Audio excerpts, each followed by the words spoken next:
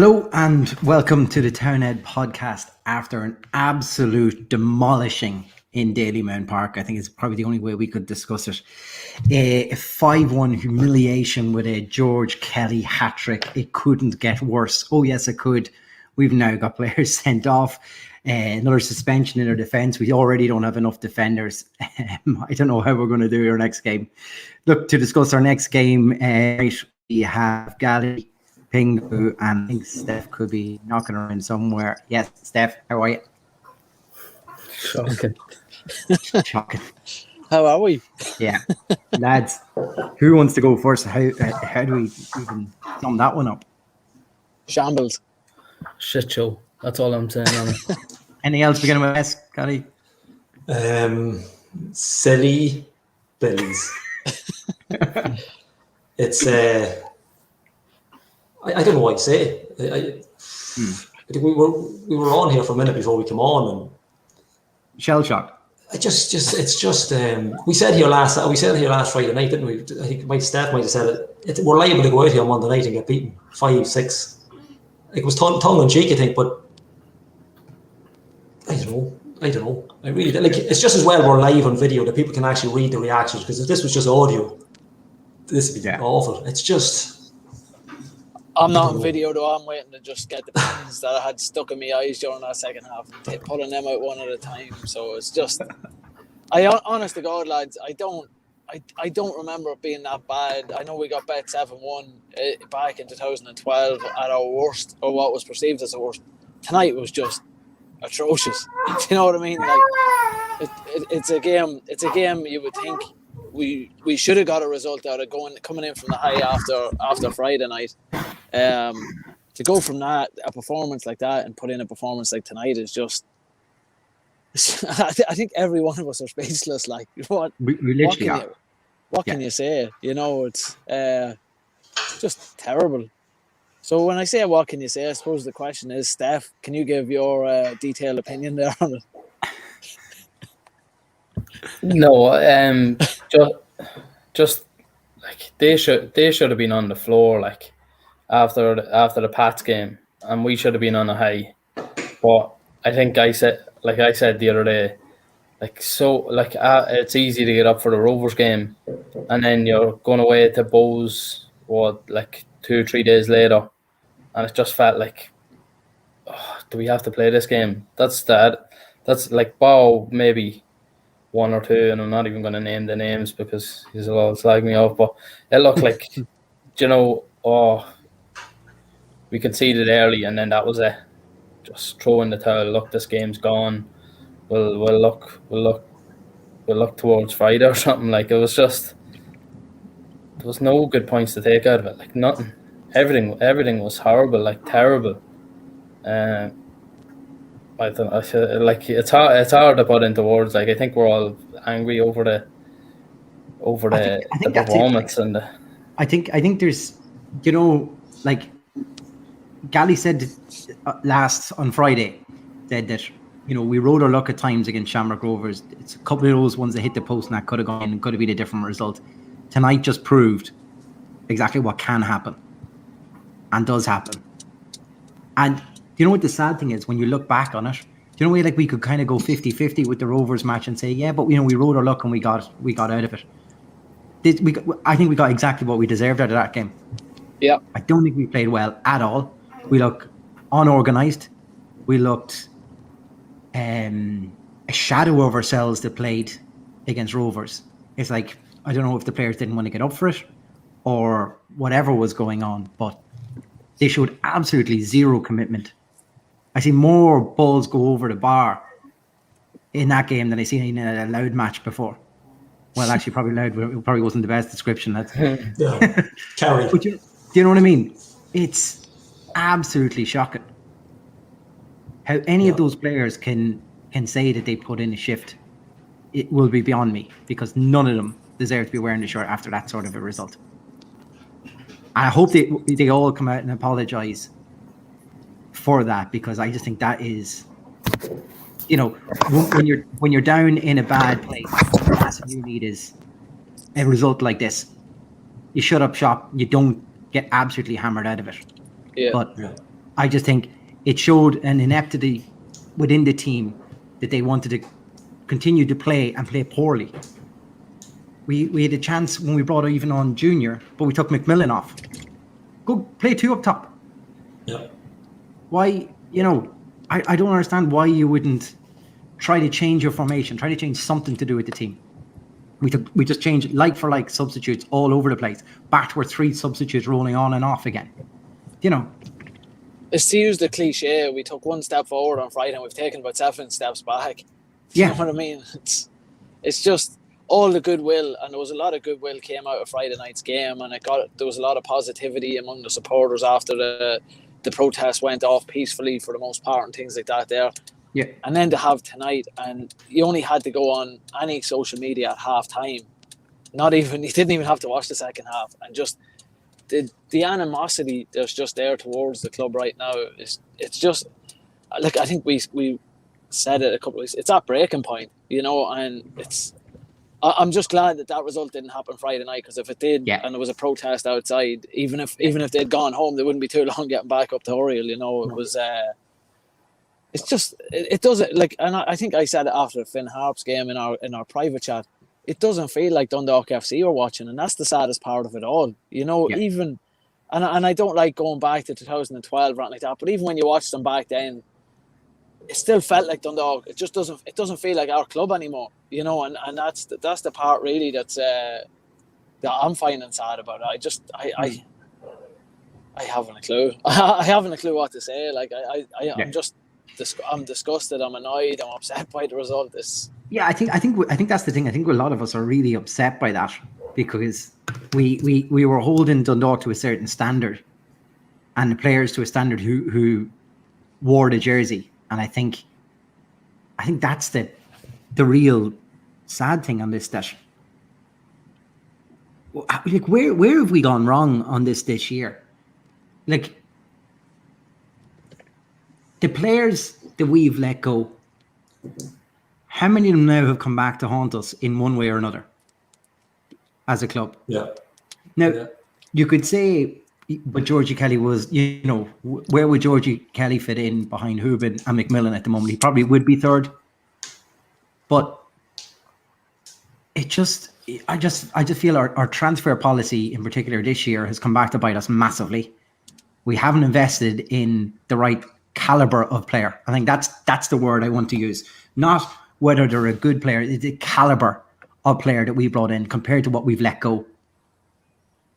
Like, there's players that we've let go, they would be absolutely fuming at a result like that tonight. Yeah. And yet, we're like, as annoyed as we are about it, is any of us surprised? Not really, no. And there's the problem. And therein lies the problem. Well, Steph said it as a joke the other night, and it's it's a joke, but we've been saying all along, we win a game or we lose a game, and we said the next week you could go out and win. You know what I mean? And it's the same in the reversal. Like, we can go out and beat Rovers, but we could easily have gone. Well, we did. We got paced them tonight. You know what I mean? And it's just I don't know. Sorry, Gally, I keep cutting over you every time you. No, you're all right. No, you're more than entitled, thank you. It's hard. You're beyond angry at this stage. Like,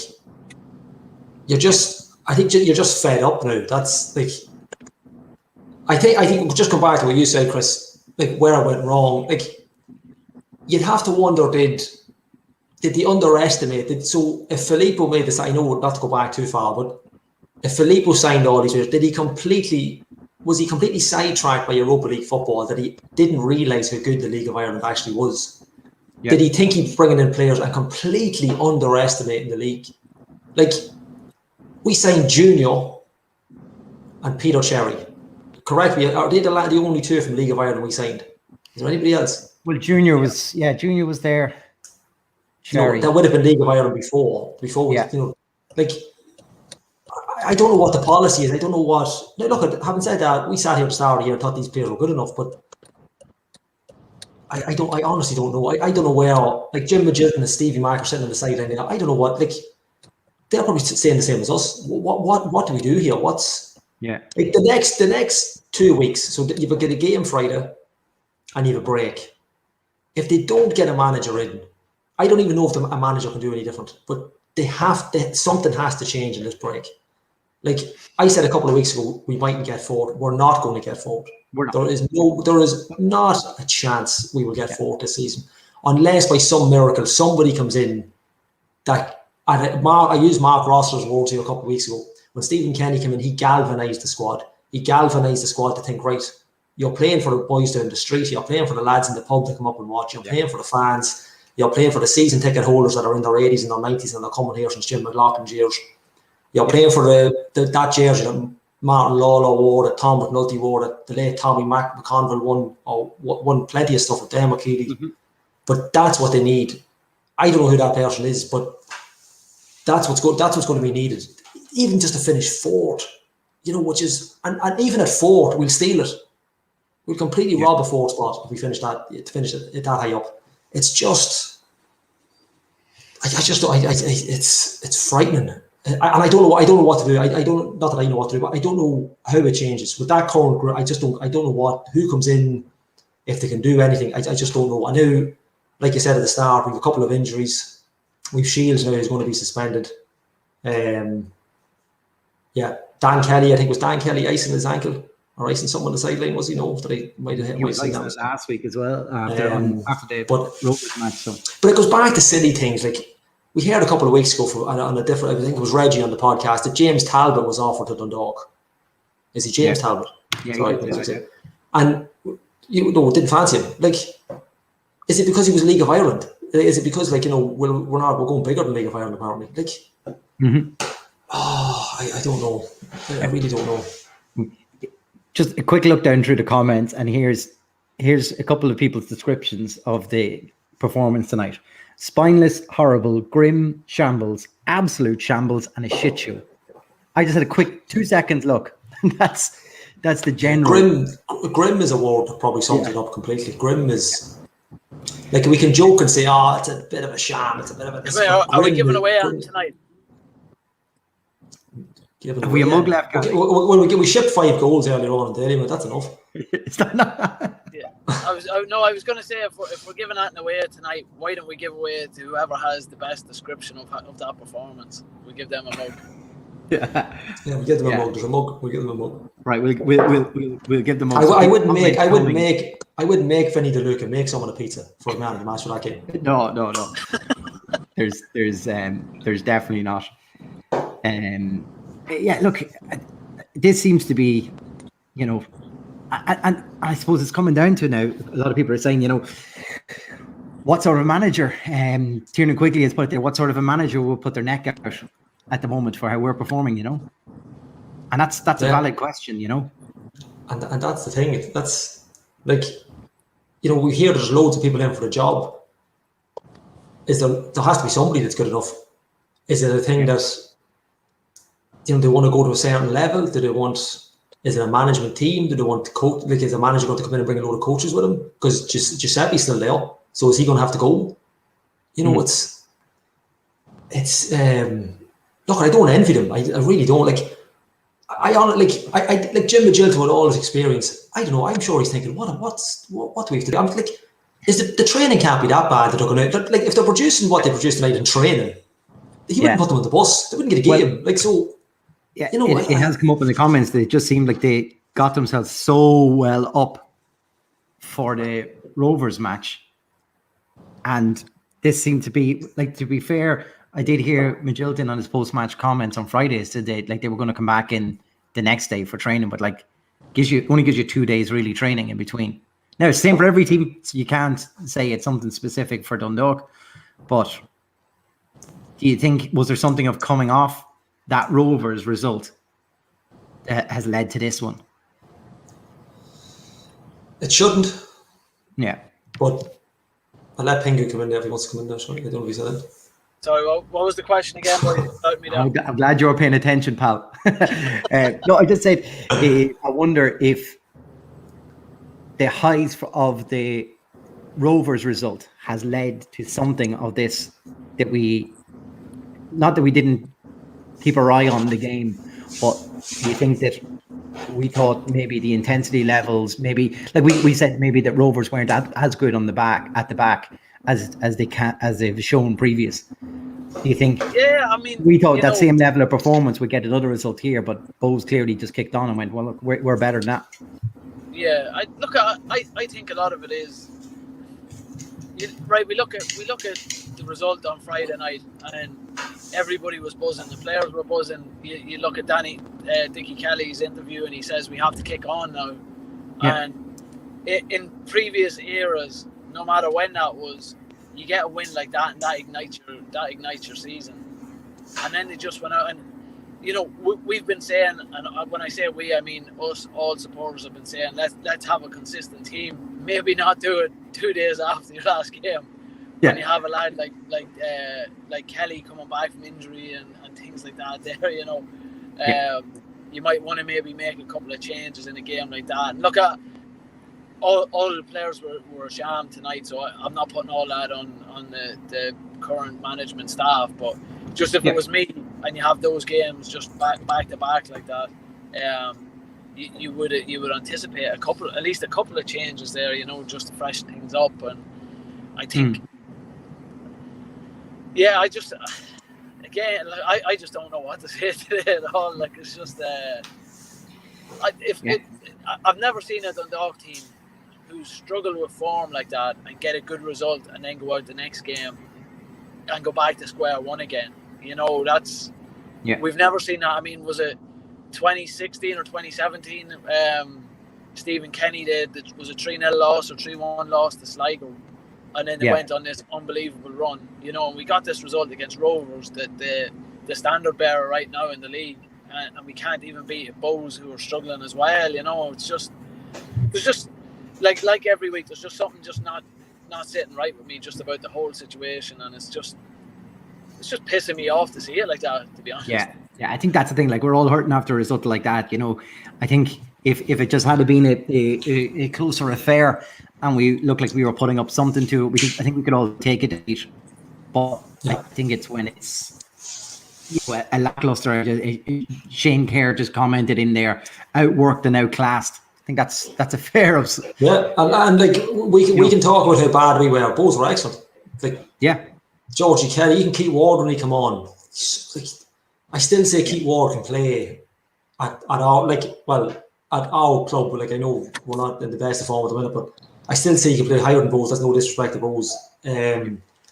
Just a good football inside. The guy up front, he's only 19, 18. His name escapes me at the minute, but yeah, they were excellent. And look at Tierney, they've got loads of good lads in absolutely, that. And they have that feeder from St. Kevin's, and that's what you get when you build stuff like that. They reap the rewards of it, and and they've got great coaches. Keith Long's a good coach. Trevor Crowley's a great coach. Look at it. That's a point we've come up with plenty of times over the past few weeks, and a lot of our guests have said to it as well, is without our manager there's accountability on behalf of the players. I think that's really come to the fore here tonight. I think this is part of it. I think if we had a manager in there, like you say, Pingo, there would have been wholesale changes, freshen it up, keep everybody, you're probably watching your players in a different way. I think for Jim Magilton, he's basically doing two roles in Oriel at the moment. Yeah. He can't be able to put the full focus and attention, I suppose. Look, and maybe then that falls back on what you'd be looking for some of his coaching staff maybe to do. Should they be doing something more for him to help him out in these things? I'm not too sure. I'm flapping around, lads, trying to find answers for where this result. You're right. It can't be like, we mentioned Jim's experience. He's been he's played at Liverpool, Southampton, Ipswich. He's managed at Ipswich, QPR, but like, he's gone into a sporting director's role. But most sporting directors, if they've got the badges, might take over the job for a wee while. Jim's been in it now. What are we talking? 6 games? 5 to 6. Like, it's a long time, and we don't seem to be any closer getting someone to replace him. So I think even if they made a decision and said, look, I'm going to come down from downstairs and I'm going to be here for the end of the season, even that would be something. It's just to get that clarity on, right, where are we going? it's just it can't be easy. Look, we're not here to try and say, oh well, you know, it's. But I like I said a couple of weeks, I've seen it every week. I don't envy the job. It can't be easy, but I think they're spent now at this stage. I think they're kind of thinking, right. I hope they're thinking, look, over the next break, we really need to sort something. Either we need to do this properly, or not properly. Not that they're not doing it properly, but we need to make a decision if we're going in, or we have to get someone in. Like I personally thought we were waiting on David Healy.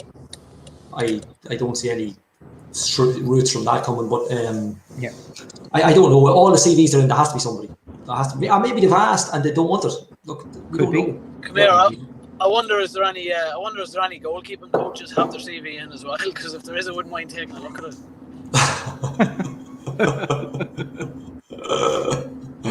We don't want any more double jobbing, for feck's sake. No. Just a comment in there from Kyle Mucky in there. It was a big problem after we conceded tonight. The players looked like they felt really sorry for themselves. I think you could see a couple of heads going down all right. I think that's going to be the biggest job for the manager when they come in. I think there's a couple of players we might need to pick up off the floor here. Yeah, and that's go on, Dean. Sorry. No, you're fine. No, I was going to say, like, I'm sure these are talented footballers.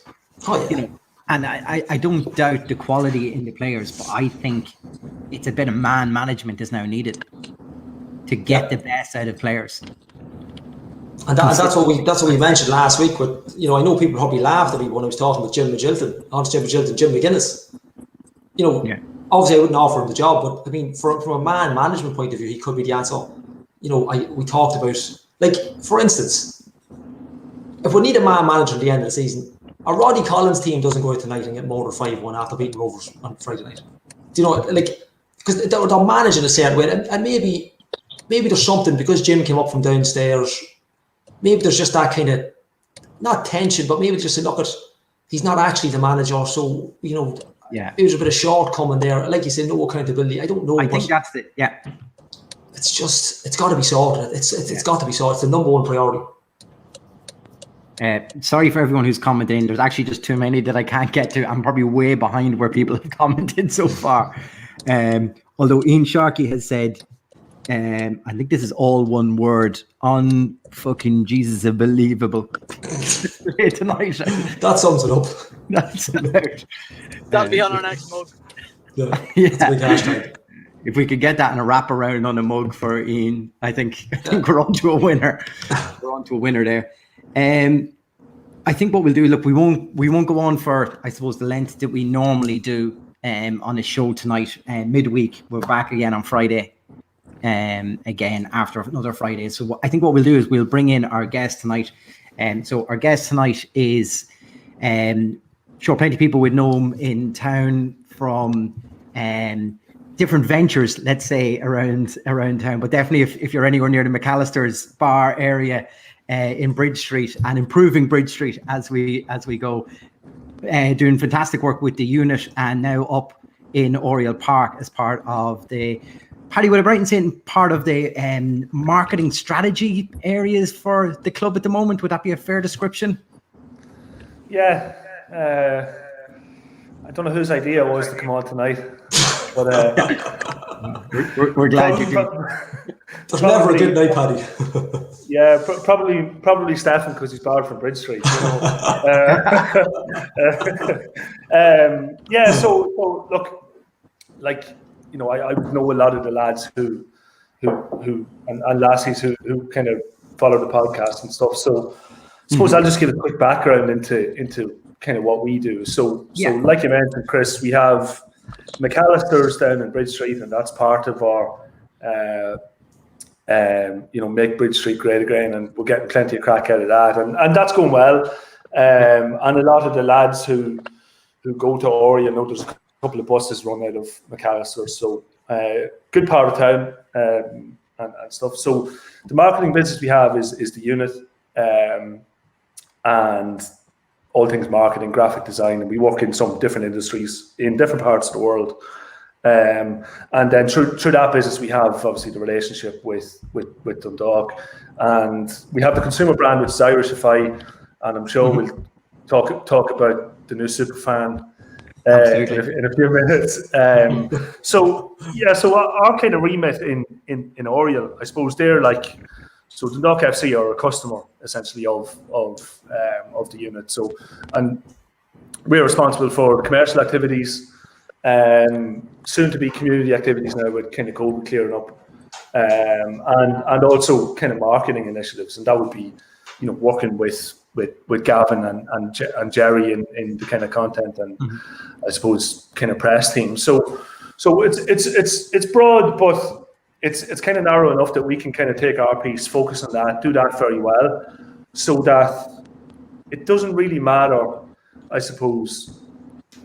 People will always ask, and people are going to ask, about the ownership, about this and about that. But I suppose from our point of view as a service provider, like, we're trying to put structures in place, let's say from a partnership point of view, so that, if it's Peak 10 involved, if it's Paul and Andy who come back, if it's Chris and Andy, Steph and Pingu who buy the club, that they can take the structures and work that we've done, take that on and run with it. So so that's essentially what we're trying to do, which is best by the club as a community pillar, and have different structures in place so that people can just take them and grow, if we leave or if we're hit by a bus or whatever, Yeah.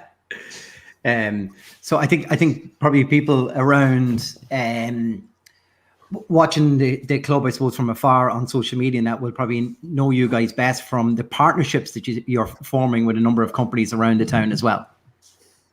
Yeah, so like, I mean, we've tried to obviously start local, and for years, obviously with Five Star and different things like that. It's always been local partnerships, and we tried to continue that. So like, John McCabe, for example, Kit Fan, Two Cars, Stat Sports, they were obviously relationships that were there, and we're kind of improving on those. Others like Deluxe Bathrooms, so they're like the mobile app partner, XXI Ice, Rock Salt, CTI, Farley Door White. I'll tell you about a little initiative they're going to be helping us as well very shortly. Permanent TSB at a local kind of northeast level, and then there's a number of unreleased kind of deals that have been done. So there's another 4 local businesses that have come on board as kind of partners and supporting the club in different ways, both financially and obviously contract deals. So like, I think the days of a business or individuals giving a check to the club and they don't hear back from the club until 12 months later when they're looking for another check. I mean, that's, we're trying to kind of park that. And, we've a couple of things coming from a content point of view. So like, a partner series. So we look at, behind the scenes, let's say at Rock Salt and how the relationship between Rock Salt, Dundalk FC and the community, how there's kind of synergies and how that relationship benefits everybody. So yeah, that's coming. Some new stuff coming as well on the kind of international partner front, and also at a community level as well. So lots of good stuff happening behind the scenes off the pitch. And do you think is that, I think back when I was around with the club and stuff, there was, it was Save Our Club, and we were going around community, with inside the community and getting them signed up and associated with Dundalk Football Club. Is that kind of the way it is again, but looking at it as using the club, I presume, as a international platform for these brands? Would that be right? Yeah, so there's 2 things that I guess from a community point of view. And the second piece, this is something that we're working on, but I'll be able to tell you anyway. So first of all, businesses, supporting the club in whatever way they can, whether that's by handing over a couple of quid, doing some kind of deal that's beneficial for the club. And then there's also, like, we're looking at some membership type things, so that going back to kind of Save Our Club days, where individuals can basically become a member of whether it's a rebranded Patreon or whether it's like a Marla type thing, and part of that will have benefits like interacting with the board of Dundalk FC. So that's something that's hopefully going to get finalised and released in the next 3 weeks or so. And like, outside of the couple of small businesses that we have, like, I mean, you know, I do a lot of kind of community work with different charities, and Dundalk's the best town in the world, you know what I mean? And like Dundalk Football Club, you know, and I said it to the folks that came up to the meeting with Jim and that the other evening, was like, you know, Peak Six are the custodians of Dundalk FC, but the town is owned literally by the people of the town, and the football club will never be there without the people of Dundalk. And part of our strategy will be, you know, going back to those kind of 2012 days where, you know, you're kind of pulling the community back in some way, shape or form. And that's something that we can't do without listening to the fans, because without that, we're just people with opinions. You know, so that's some other stuff that's going as well. Yeah. Right. We might as well start getting down to the good stuff. So tell us, you're working day in, day out with Jim. How is that? How is he balancing these roles? How, like, you know, from your perspective, I'm sure you're not with him all the time, if you know what I mean. So, I understand you're working in different areas of the business, in Oriel Park. But you know, how do you see him being able to balance that? What sort of an individual is he like to work with? So like I met Jim just before he took over, back in, you know, December, January time, when we had initially pitched to come and work with Dundalk when Mike Tracy was the chairman, you know, around, you know, different kind of fandom initiatives, and that didn't really move anywhere, you know, and we then, so, you know, we were doing a bit of work with somebody else, and we had a conversation with Peak Six about that, and then so that all came about, and look, you know, it's kind of going well. You know, Jim, I would say, you know, it was a good chance, I think, for the fans the other night to kind of meet him, and I think, you know, Jim will kind of say that he will meet anybody who wants to meet him. You know, really passionate bloke. Very easy to get along with, actually. I know the fans have this perception that, you know, Jim's this big bad man who might come across as, you know, arrogant, perhaps, you know, on some of his interviews, but couldn't be further from the truth. And I think as COVID, you know, kind of disappears and we start doing different community things, fans will get to know Jim, and Jim will get to know the fans. Mm-hmm. So he's busy, of course, with, you know, juggling his two roles. And, you know, I don't get involved in, you know, the kind of football side. Yeah. So I'm sure he's very busy there. I'm sure he's busy on recruitment. I'm sure he's busy on legal, finance, all that kind of stuff that comes with being a sporting director.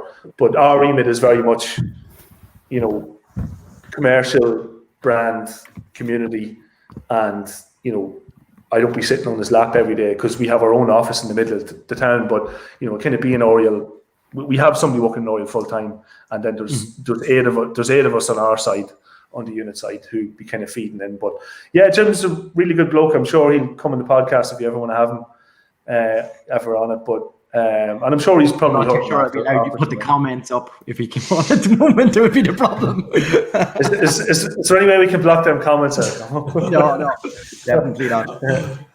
Look, you've mentioned it there, Paddy. I suppose, you know, we were talking to some of the fans before the protest last week, and they did come up and meet you guys. I mean, from the club side, I suppose, what did you guys take from the meeting? What, you know, did you understand where maybe the fans were coming from? What was the club's perspective on it? Yeah, so you know, like I said just a minute ago, so Jim would always be very open about meeting people and, you know, wanting to meet people who would come and have a chat. And then obviously last week I had reached out to a couple of the fans about, you know, coming in and having a chat, because I mean, it would be Jim's, you know, and I know that the guys who were there, and I know all of them, and they're all good blokes. Mm-hmm. You know, that it would almost be like a listening exercise for Jim to kind of hear it firsthand, and not through kind of social media. Yeah. Because, you know, that was the only way, I suppose, we've been able to maybe communicate. But like when we came on board and put together, I suppose, our vision for, community-based club and commercial and all this type of stuff, because they go hand in hand, was that, the communication between the fans and the club, needed to improve. And last week was the first step. And I know some fans will kind of say, oh, you only came and spoken to us because of the protest. I mean, that's not the case. I mean, if that was the case, we wouldn't speak to them again. The club wouldn't speak to them again. So hopefully, like last Wednesday, will have been the first of, I think, many meetings between, different fan groups and the club and different people within the club. But also, the fans hearing from the club in different ways. So, and that includes Bill, Jim, Stevie Mack from an academy point of view, Aaron on things that's happening around the ground, us from a community point of view and a commercial point of view. So, and it's really to open all that up. And look, irrespective of what happens on the pitch, like, we can't control that. No. Fans can't control it, but like, we'll do our best to kind of make sure that we can keep the fans up to date on the things that we can keep them up to date on. And last Wednesday was the start of that. And then I suppose on Friday we had the protest outside, and fans were very, I suppose, were fairly vocal on what they were like. Was it as a surprise to the club? I mean, did you, I suppose, from the club's perspective, I know you're not representing the club, Paddy, so I'm trying to not try to put you in it too much, but like we're going to have plenty of fans on here kind of saying that, that they want to be listened to, they can't be silenced, So when we look at, when you guys sit down, and obviously you guys, before getting to that point, wanted to meet the fans, so you're obviously aware of it. Like, did you as a club, I suppose, did we think it was going to get to that point? Or could you see it escalating that way? Is probably the right way to ask.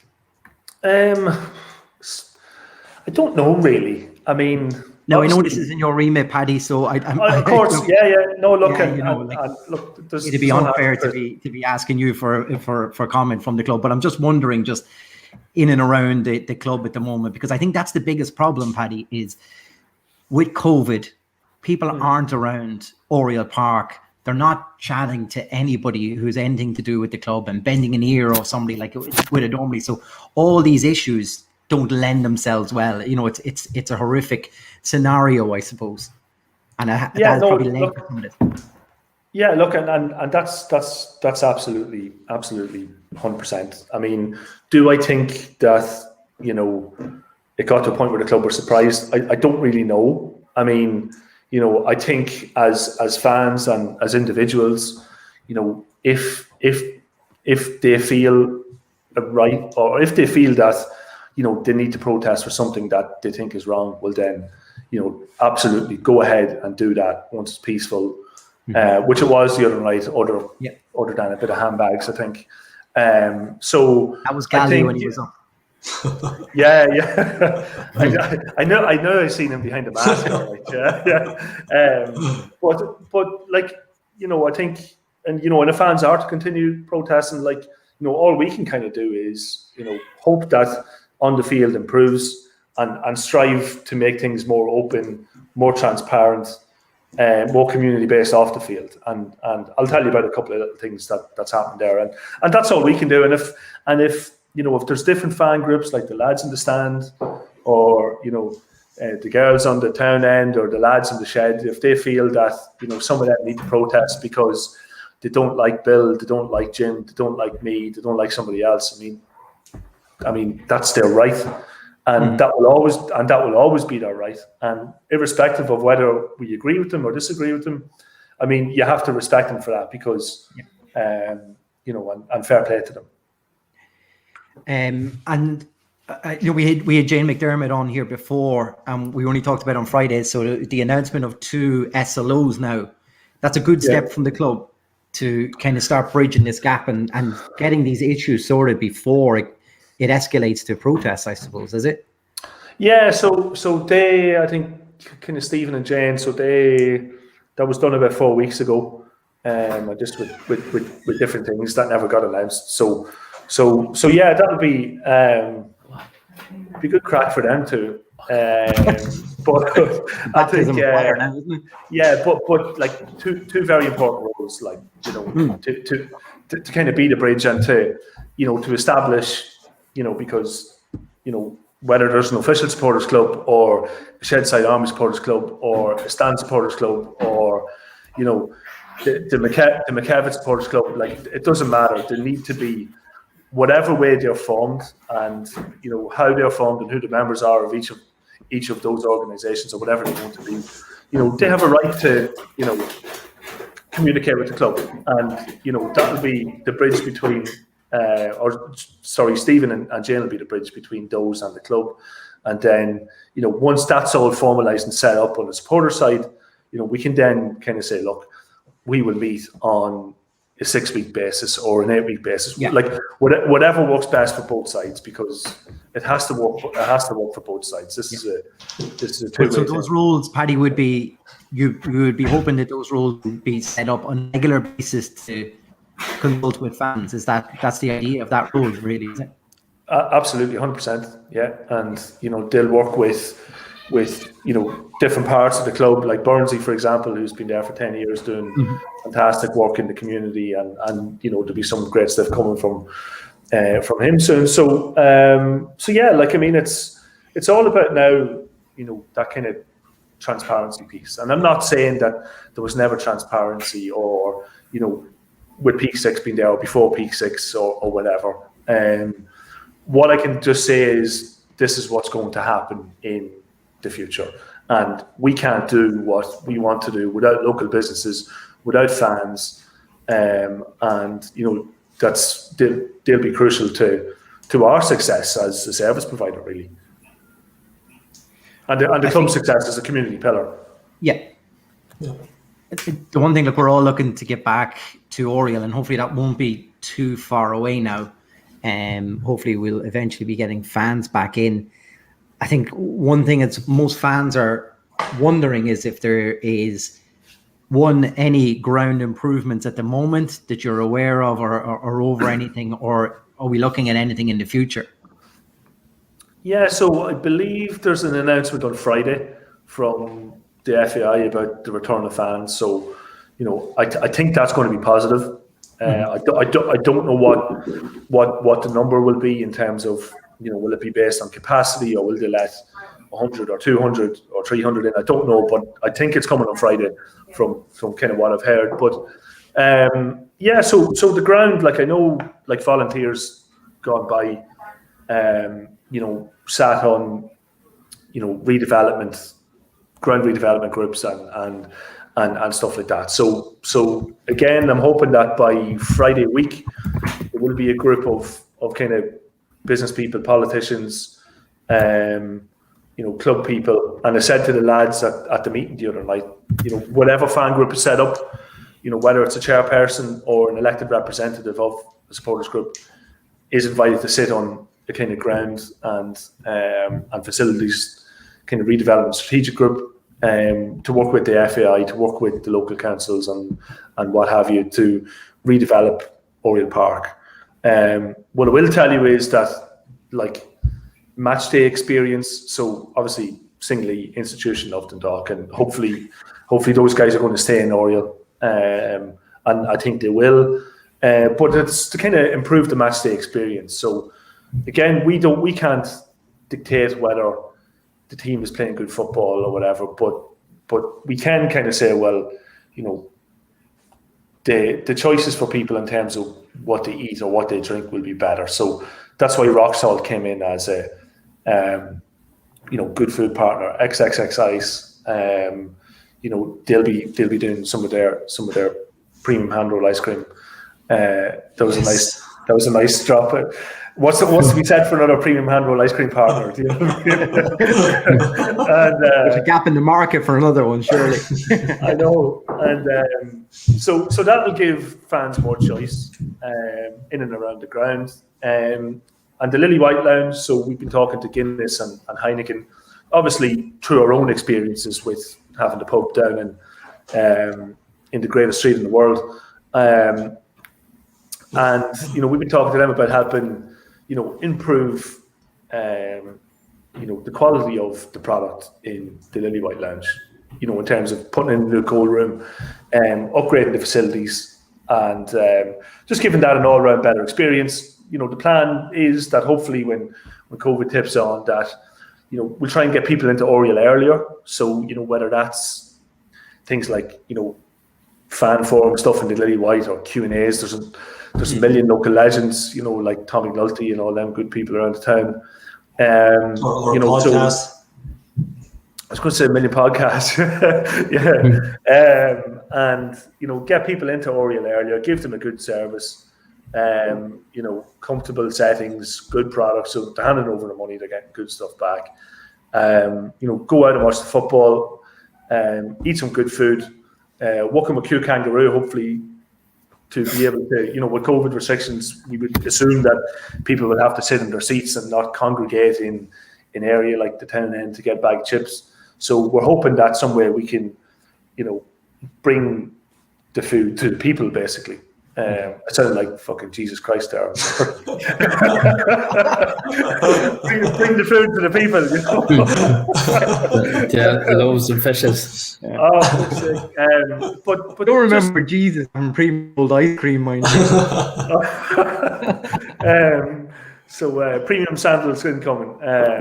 What do you call it? So like match day experience, improve it so that people would always go to the Wee House, Panama Cardinals, Kennedy's, that type of stuff on the way to Oriel. But we can get people in a bit earlier, give them a better experience, improve the facilities, give them more options of kind of food and drink. Well then, that's all we can do. And said, we've had an offer from one of those two companies for a substantial investment into the Lily-White over a 3-year period. So, and that will also involve a hopefully a side partner deal. So we might have a very famous official beer of Dundalk Football Club very soon. Sure, a sponsor for us then, lads. Yeah. I suppose, Paddy, one thing that everybody has noticed right up for a gear up before the Shamrock Rovers match is our new celebrity fan. Tell us a little about this.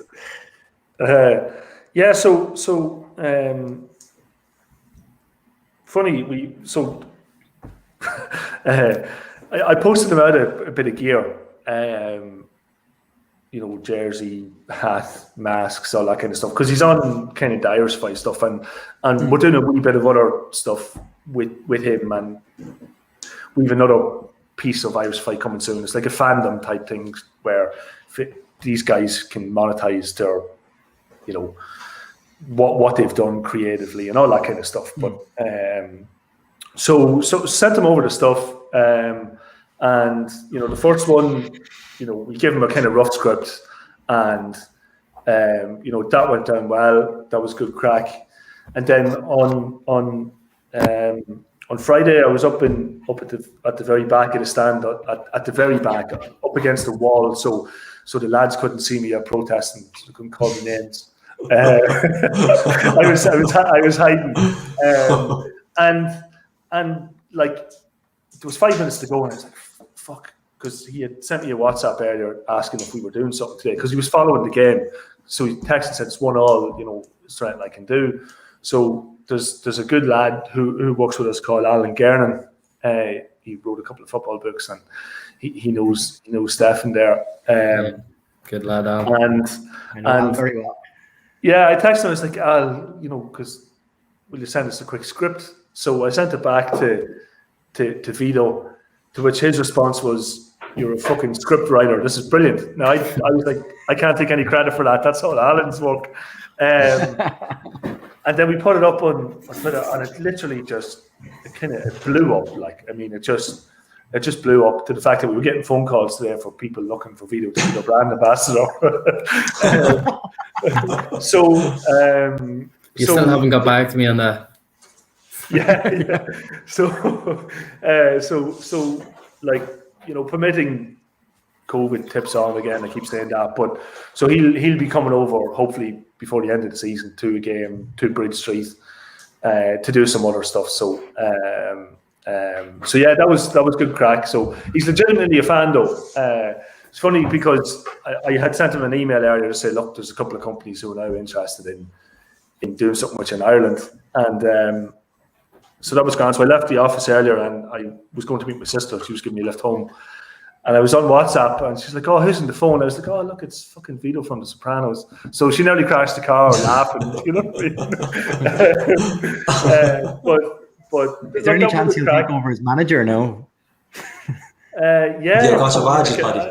Yeah, I can ask him. Yeah. But I don't think badges are that important, Gally, don't worry. Yeah, that was good crack. And you know what? Like it shone the light. It shone the league, I think, in a positive light, and you know everyone was getting involved and having good crack, irrespective of who they supported, including some Rovers heads. So, yeah. So look, who knows what he'll do next?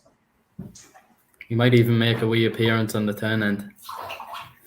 Do you know? I actually thought about that today, and then it's probably too late now. But you can come with the next one. Yeah, listen. It's probably not the best day to get him on after that result. No. When you tell him this result. I know, Jesus Christ, yeah.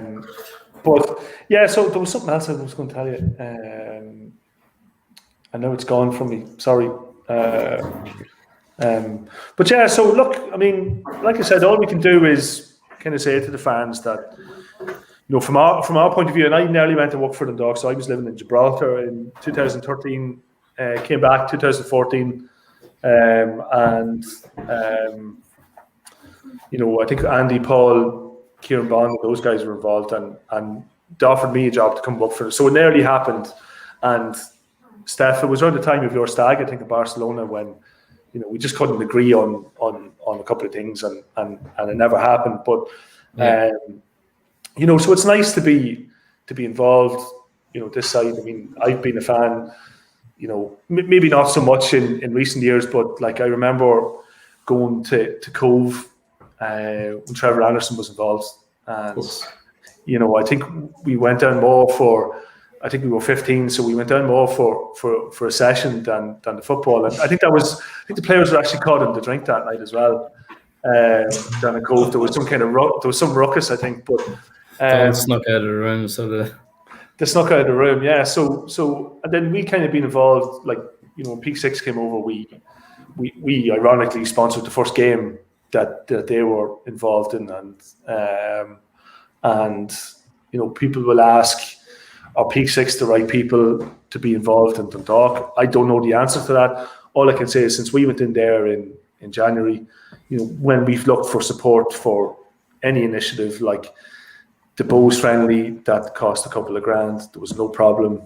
A few quid to get the mobile app sorted, which had been kind of done a year previously but put on the back burner. No problem. To get some new stuff into the shop, like wall art and face masks and stuff, no issue. There's a new Legends range of kind of gear coming soon, the t-shirts and jumpers of some of the local heroes from the town who played with Dundalk. So they'll hopefully drop in about 4 weeks. You know, the Watch LOI is obviously being replaced, and LOI TV is launching on the 4th of June. The club will be producing, you know, their own stream, probably quite similar to what the fans may have seen on the Bohs friendly, and that open up things like doing stuff with the community, you know, video packages, that type of stuff. You know, and it's okay to say this, we've kind of been given the green light to almost produce like a highlights package on behalf of the league. And we're going to use one of the games as a pilot, or one of the game weeks, match days, as a pilot, for hopefully doing something that's Soccer AM meets Vito meets, you know, match of the day, where it's maybe 30% football and 70% about the fans, because that's what the league is. It's about the fans, you know, and you wouldn't have a league without them. So, look, and then just go back to kind of Wednesday night. You know, the meeting with Jim and some of the guys at the club, Aaron Lawless and Ronan Shields, so Ronan works with us. He's responsible for some of the commercial partnerships I think Aaron's been involved in the club for a couple of years, and he's doing, Trojan work in terms of being parachuted maybe into a role that was outside of what he had done in the past, but he's doing savage stuff there, and he's a lovely lad. And the 6 fans who came in, I think they didn't get all the answers that to the questions that they asked. I think the questions that were left open, we'll try to get answers to them.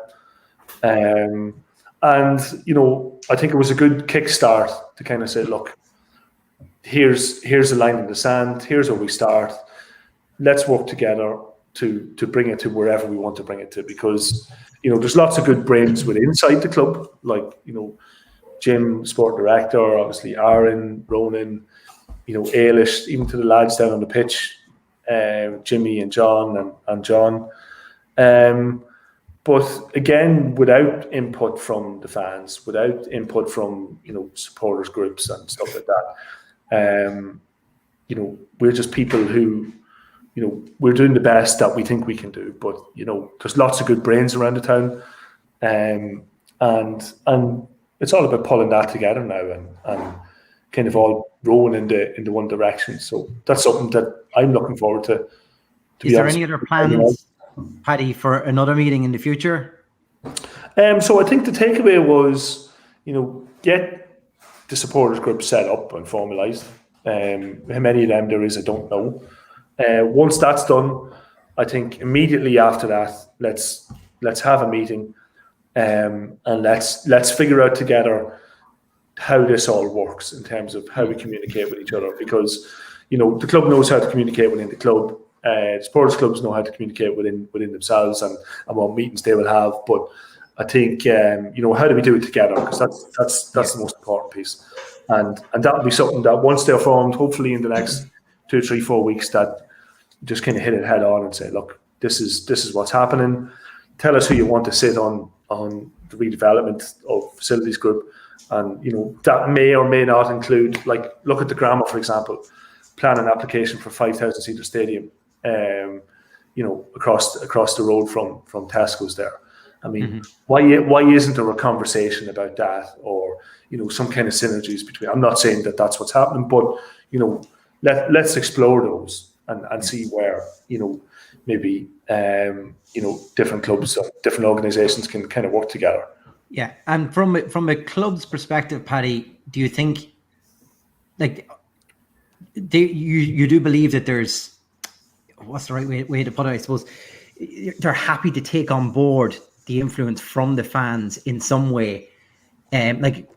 What I suppose, now that we've got to this point, now that we're meeting, now that we're formalising this, it would be an awful shame if, and I'm not saying it is, Paddy, in any way, but the fans in particular won't want this just to be lip service. We need some sort of concrete grounding, as I say, and that could happen in the next meeting when we formalise the supporters club. I suppose that will be, but the club is happy to embrace that, I suppose, is what I'm asking you. Is that right? Yeah, 100%. I mean, look, I don't know how much money goes into the club from week 6 or whatever. What I can say is that, like, if it is anyway substantial or whatever, like, that can't last forever. So the club needs to be self-sufficient, generating revenues, through commercial partnerships, which we're trying to do, generating different revenues through almost like fandom. So giving fans the ability to support the club outside of match day, and that would include things like different merch, supporters clubs, whatever that may be. So yeah, I mean, 100%, and part of, like, a rebrand of the Patreon scheme. Like, so we floated the idea that if memberships got to this scale, whatever those numbers might be, I don't know yet. Well, then at that point, that's when a member of a supporters club or a membership scheme, whatever that is, would then, those organisations could elect somebody to sit on the board of Dundalk FC. And I think the club are very, very open for that. And I think, look, I'm just looking at comments in from people, and I know that's what a lot of people are calling for. But without I suppose it's up to the supporters now to get organised correctly, to elect people as their representative, get them talking to the SLOs feeding back into the club, and we need a whole synergy of everyone in tandem here, where the club is listening to what the fans actually want and need, as well as creating a better, like you just said, match day experience all around for everyone. Yeah, That's- 100%. Yeah, absolutely. And the thing I was going to say actually, and escaped me there. So we've been working with Farley Doe White. So they're one of the partners who do things for the club. It's like contract deal and really, really good people. So we're working with those guys to kind of set up a not-for-profit company to run in parallel with Dundalk FC, to be used as the chief community pillar for giving back to the community. And that'll be things like almost like a school of excellence, where it becomes a kind of output for different people from different areas, different walks of life, different cultures, to almost become engaged with the club through some kind of community initiatives. And any money that is raised for that kind of community vehicle goes back into the community. So that's something that those guys are helping us with. They're helping us with things like grants from UEFA, FIFA, that type of stuff. So again, last Wednesday there was kind of that olive branch to kind of say to the fans, look, again, once the clubs have been set up, none of this happens without the fans. None of this happens without good volunteers. And I would say that the club is more than willing to listen to anybody. And look, I can only go back and talk from January onwards from what I've seen. Like, I know people have gripes about, maybe some people left the club and, the recruitment and whatever. And look, that's their opinions. Whether we agree with it or disagree with it, again, that's grand. We respect them as individuals and fans of the club. But I can just say that the stuff that we're responsible for and the stuff that we're trying to do, fans are crucial to that. And I've always said that from kind of our day one.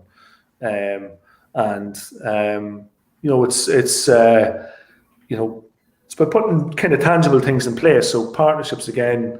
Stefan comes in tomorrow after buying the club. Takes those. Can't afford it. You've got too many kids, Paddy. Jesus. I'm selling the country kids. I seen him driving the 100X this morning, but he was just in the school run. Sorry, Steph. That's the joke you always say. Same with the community. Same with all of that. And look, fans are essential to all that. And look, people might say, I'm coming in here or sitting in front of podcasts just saying that because I'm involved. My rebuttal would be, quite selfishly, if we've got 3 small businesses in Dundalk, if I thought that by being involved in Dundalk FC was in any way going to damage them, well, then we wouldn't be having this conversation because I wouldn't be here. And that's absolutely it. And what I would say is, fans, if you want to protest, do it peacefully like the other night. There's always 1 or 2 clowns who give out about stuff, and that happens everywhere. And again, respect them, good luck to them. But kind of give us a chance to kind of show what we can do together. And by that, I mean the club and the fans.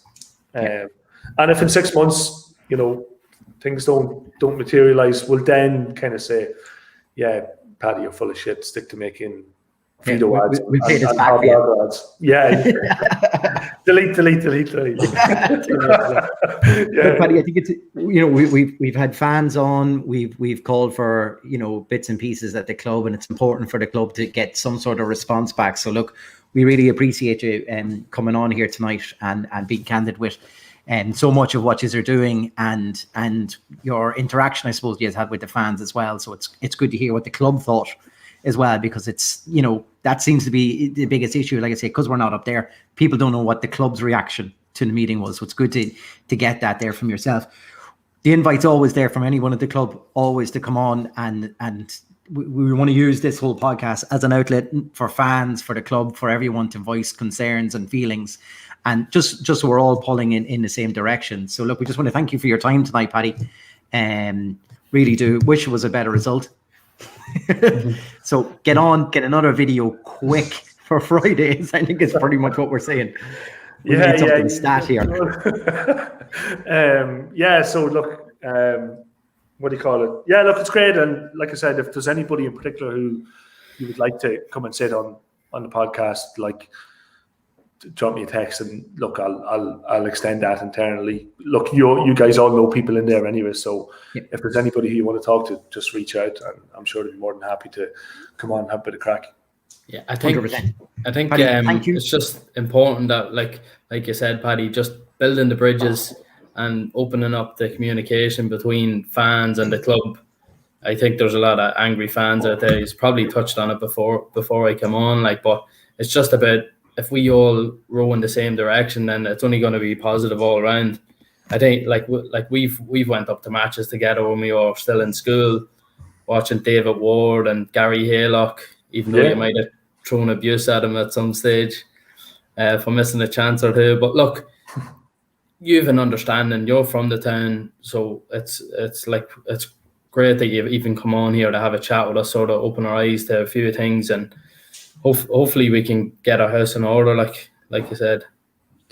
That's it. I mean, lots of, like you said, sorry, Steph, lots of fans who, are angry and maybe disillusioned. And I think some of that is because, they haven't been in Oriel for 15 or 16 months. And look, everybody's going to disagree about stuff. I mean, and that's even at, form supporters clubs, stuff inside Oriel, when hopefully we do start talking very soon, there'll be disagreements along the way. But if we didn't disagree with each other, I mean, it'd be very boring, and stuff like that. So look, I think there's loads of class things that can be done around the place. And like I said, there's some really good people inside Oriel, lots of good people outside Oriel. And it's just about bringing everyone together now and doing the best for the football club, for the community, irrespective of who's in charge.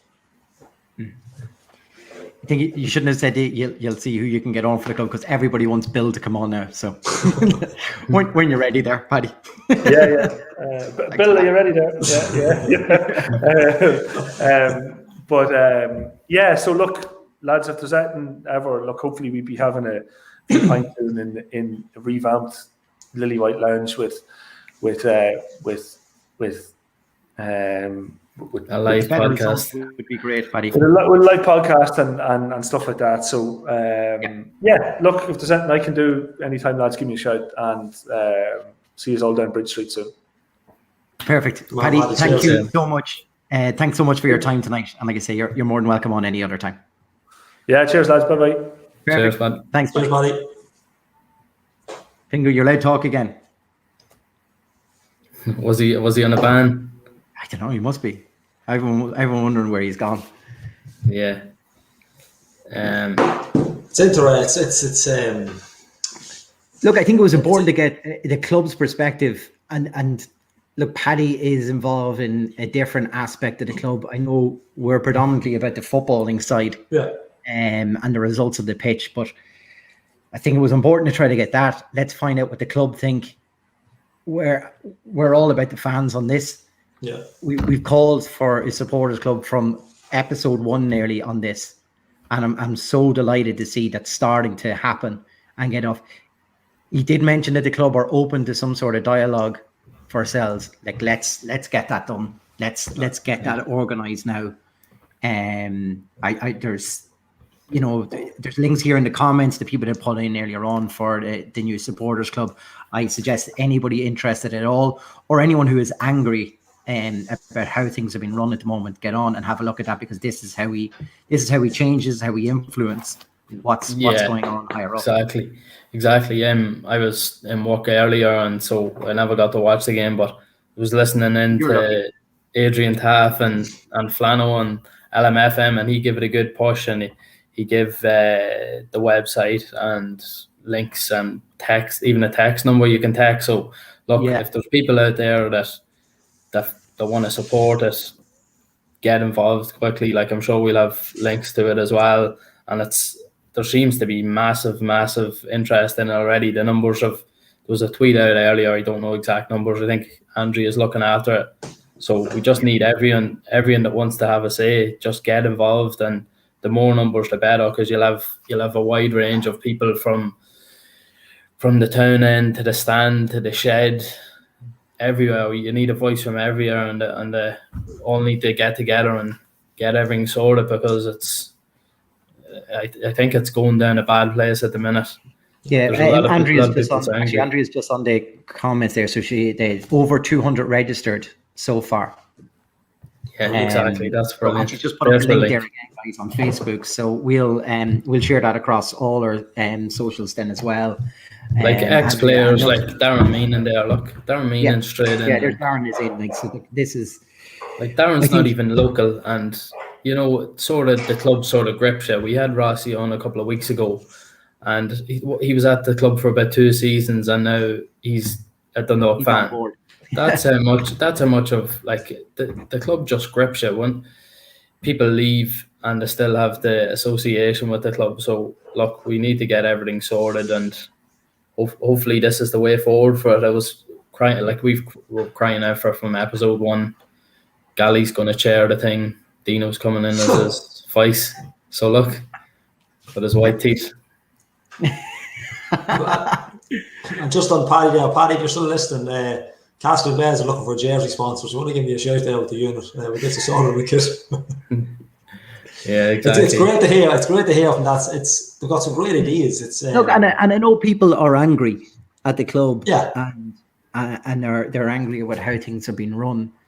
And like I say, Paddy isn't responsible for a lot of aspects of the club, but I think at least what he came on and he put across exactly what he is doing, what can be done, how the club is reacting to the supporters, and what influence we can have in the future. And I think that's my main take from this, is like that if we're organized correctly, we can have an influence on how this club has been run to make sure it's more inclusive for us.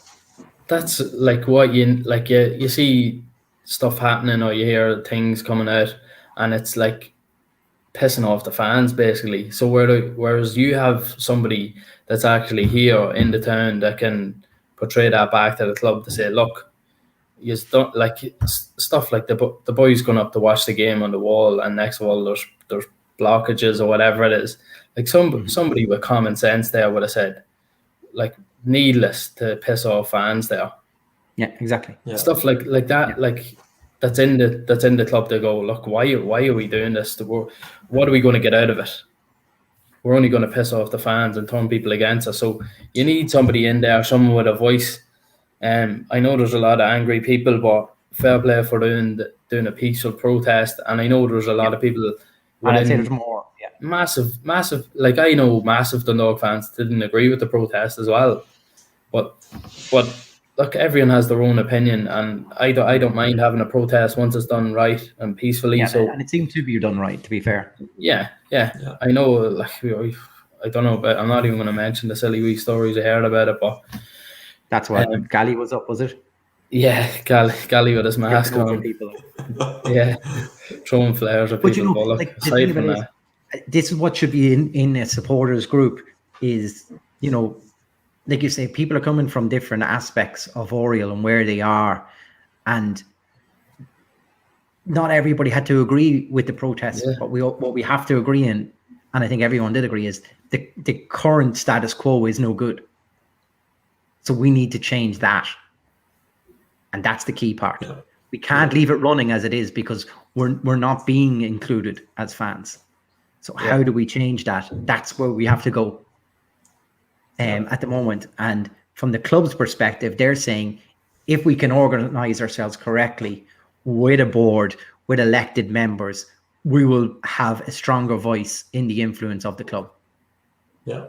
Now, like Paddy just said, if none of this happens and we organize ourselves right and we're not taking care, then we need to go in a different direction of where all that needs to go. But this is one of those little moments, I think, where we need to come together from no matter where we are, or stand or watch the game.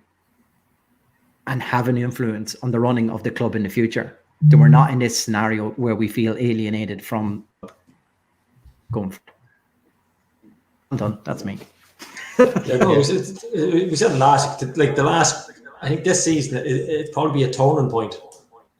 For probably fan engagement is probably the best way to put it. But I think fan interaction, fans wanting to get not just the match atmosphere, but getting actually involved in what happens at Oriel Park. And I think if nothing else comes out of it, I think that will be the one positive we probably take from this season, is that the fans have spoken up and have had that protest, like Andrews put up the numbers there tonight of people joining. I think it's a pivotal probably couple of weeks, because on the field it's beyond dial. I think grim was the word that was thrown about earlier, and I think that if this is going to be the straw. One was earlier on. I still think that takes some beating, lads, does it? What was it? I missed it. It was like Jesus shit. I don't know what the fuck it was. He threw about 4 or 5 words together in one. And look, and people can have their say about having Paddy on tonight, and whatever, were we soft, were we too hard, or whatever. But I just think it's important that if we're inviting fans on to voice their concerns, we have to try to give as much perspective and different angles to everything as we can. And we can't ask Paddy questions he can't answer. It's not. Exactly. It's not CNN. We brought them on. Paddy's been good enough to come on and have a chat of what he's doing. We're not going to ask him questions. Possible answer. We're wrapping this up early. Knock this in the head, lads, will you? Right. We will get to. Right. We've no pizza tonight. We'll get to the protest, is it? We'll get to the protest. We've no pizza tonight. Where we got a spare mug. We can't do man the match. Surely not. No, we're not doing a man in the match. Jesus friggin' no. We were done for whoever had the best description of that performance. Welcome back, Steph. By the way, you're very welcome to the podcast. Sorry about that, lads. You're grand. Will we just give it to Ian? Were you happy with that? Yeah. Go for it. You're on. I don't know what it is, but yeah, go on it. Throw it up. It was like. I'm trying, lads. There's that many comments tonight. Ian, you can comment that back up again, and I'll find it. Jeez. There's literally that many tonight. Jay just called it slurry, mind you. Slurry's not that bad. Yeah, exactly. But I think we'll go with. Rovers? What's that? Rovers. So these are all full-time results. Still a chance of the league. Shams lost to Rovers 1-0. Derry Pats Desmond. Yeah. Longford again, or not Longford, Drogheda again. Waterford were winning that game at Finn Hobbs, wasn't it? Winners over Longford, and Waterford lost. Waterford, they were 1-0 up. Yeah, it's a good result in the relegation battle. Yeah, could do us the world of good. I will quickly throw up. I think I should have the table here. Yeah. So table tonight, Sligo are top now by a point over Shams, 28 points, Shams 27 points, then Pats third on 25 points, Drogs into fourth, 22 points, then a gap of 4 points back to Finn Harps in fifth, Bohs up to sixth after ours with a positive goal difference now. They were a goal difference of 1 previous, now they're 5 on 17 points. We dropped down to seventh, 14 points, level with Derry in eighth. 2 not great goal differences, -3, -5 there. Can't believe I'm keeping an eye on goal difference, lads. And then Longford and Waterford 6 points and 7 points, Longford respectively, at the bottom. So I think there's a small gap there between 7-point gap to Derry and us, but then there's 14 points behind after 13 games. Yeah, it's far from good enough. It doesn't make great reading, but look, we kind of thought on Friday we'd make it a bit of a push, but look. Yeah, what I said after the Rovers game, you want them to kick on now. You want to see them showing a bit of fight that they showed on Friday night, and that was totally gone tonight again. So just so disheartening. 19 goals conceded, people just said there as well. You know, it's outside of the bottom two. No one else conceded that many goals. You know, so that's telling. Shocking. Its own story there. And there's Sheensy missing for the next one, is it? Yeah, comment, by the way, was on fucking Jesus believable. So Imagine winning a mug. Who would have thought? I win a mug for saying this. yeah. Fair play. So, Summed it up well. yeah, there we go. So we will organise and get a mug out to you. Just message in one of our social channels there, Ian, and we will sort you out for that. We will be back on Friday again for another bit of torture. Hopefully back for it. Yeah, we'll just do a pingu, lads, and just log in and just never say anything. That's clearly the way to do this. It's only Also, Pats. It's only pads, yeah. Right. Thank you, everyone, for all the comments tonight. I tried to get through what I could. They were coming in thick and fast for the majority of it. Conversation will go, I think Andrew has put up the link for everybody for the supporters club. So Get on it. Get on that, guys. I would say get on and have the discussion. And man in a match, Pingu, for not showing up, lads. What do you think? Thanks, Sinead. It's a fair shout. I wouldn't give him a pizza though. He was here long before some of the players were on the pitch in Dalymount. Yeah, exactly. Doing predictions? Oh no. Yes, Darren Meehan wants predictions for the. Are we away Friday? We're away again. Oh, wait. Fuck me. Anyone can throw predictions into the comments as well, so in case anyone actually gets these right. 1-1 for me. 1-1. Steph. I'm praying for a reaction, but I think that's just gonna after wiping us out totally. Like, yeah. We're gonna be. I think he's gonna swap the keeper out again, and I don't know how much better that's gonna be. We're missing Shieldsy, who's gonna play centre half with Sonny back. He was suspended now, so Dummigan's gone. Leahy come in left full, will he? Sharkovska's come off tonight, but look, it could have been any of them. Yeah.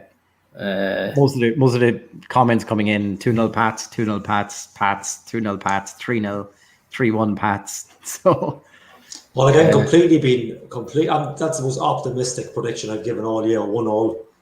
Yeah. Maybe just before the break. Look, I don't know. Maybe some of them were looking to go somewhere else and might have been in the shop window. I don't know, but look. and nil nothing I take at this stage. But we'll go for 1-1. Good girl, Jane. Yeah, Jane. She's agreed with you there. Right, I'm gonna go 2-1 Pats. Fuck's sake. And that's not even that bad of a result. Do you know what it could be 6-1. On the basis. That's me being optimistic. That's as optimistic as I can be. 2-1 Dundalk. Look at Darlene. 2-1 Dundalk. He must be coming back, eh? You playing? Has to get a game. Get a game. 4-1 Pats. Wow. I'm gonna go with your Desmond for this one. It's 2-2.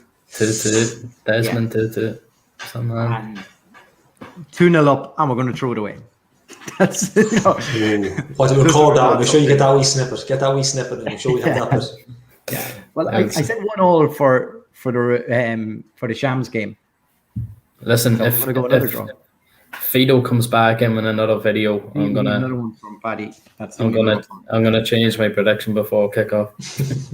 If there is. Yeah. Right, guys. Thank you everybody for now. Daniel Shields is really taking the mic. I wouldn't come on. I wouldn't go on the podcast if you hit that. That'd be impressive if he scored 3 own goals. Yeah. Thanks everybody for commenting tonight. Thanks lads for being on. Thanks to Paddy as well for coming on and getting us the club side for this. We'll be back on Friday after the Pats match. Until then, Steph, what do we say? No fats, no party.